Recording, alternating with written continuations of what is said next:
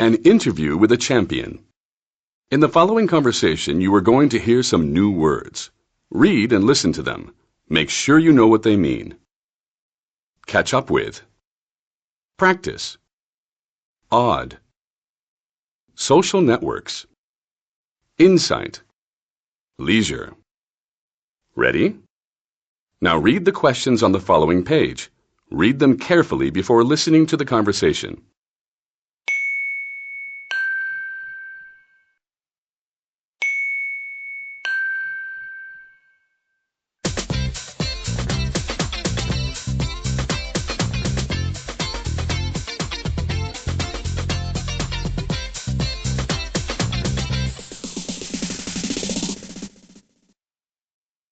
Each year at this time since 2009, tennis player Chris Jules has been coming to New York City and leaving with the US Open trophy.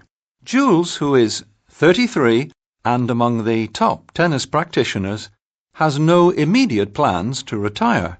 Last August, he won the Western Open title and was in the semi-finals in Wimbledon in July. In November, he was in the London Masters final. In today's program, he's interviewed by our sports reporter. Good evening, Chris. Welcome to our program. Good evening. Thank you for inviting me. First of all, Chris, how does it feel being a world champion again? Well, I'm great. I'm feeling so much better than I did last year. But hearing you say that I've been coming to New York since 2009, I can't believe how old I am. Time really flies, but I'm feeling in great shape. Being a tennis champion means you must do a lot of traveling. How do you manage personal life and competition? I love being in the tennis court, but I am also happy to go back home to Austria, where I can catch up with friends and family. Although my wife and I also love it when it's time to pack things up and travel abroad. We always see its positive side, even though leaving our kids behind is hard. Tennis is your life and your passion, but has it always been like that? The discipline of practice and the tournaments and championships, don't you ever feel it's too much? In my early years, I had to struggle. There were times when I got bored after 45 minutes of practice. I wasn't enjoying tennis so much. That must have been when I was between 16 and 21, and there were so many of these moments that I nearly gave up. One day, I said to my coach, "I'm fed up with this. I want to become professional." And so I did. And then I started to really enjoy tennis practice. Today, I love practice. In fact, my favorite time is when nobody's watching. When there's a crowd, I feel the pressure of the people watching, taking pictures, analyzing me. I know it may sound odd, because I also enjoy the competition. And it's great when people are cheering and celebrating a good serve. You once told me you don't like being alone. Has that changed? Not really. I love having people around. When we're at home, our house is always open. Friends and family come in and out all the time. My wife travels with me most of the time, but if she can't, well, it feels odd not having her with me.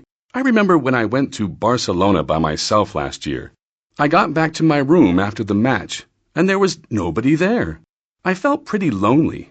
My family, my wife, and my twin daughters are all really important to me. If we can, we are always together. But, of course, the kids have to go to school, so sometimes that's not possible. Let's talk about tennis now. What has been the biggest change in tennis these last 10 years? The game has evolved. The way we play tennis today has changed a lot, probably because of racket technology. Maybe it's not so much fun sometimes as it used to be. 10 years ago, tennis players were aggressive in the sense that they would play from the back of the court and also from the front. Nowadays, most tennis players play from the back. I prefer the way tennis was played before.